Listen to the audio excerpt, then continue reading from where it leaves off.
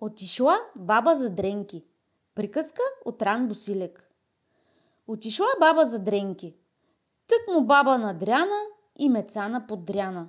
Бабо, слез да те изям. Не ме, баба, изядай.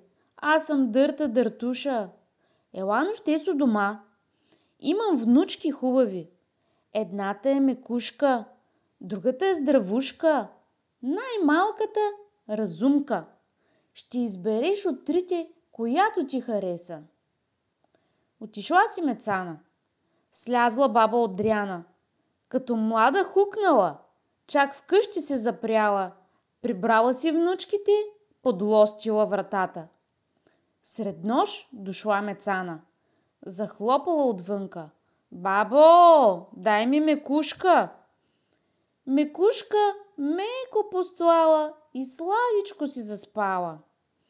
Бабо, дай ми здравушка. Здравушка здраво подпряла и при мекушка заспала. Бабо, дай ми разумка. Разумка умна, разумна. Тя на ум баба научи да си подлости вратата и да не ходи за дренки сама самичка в гората.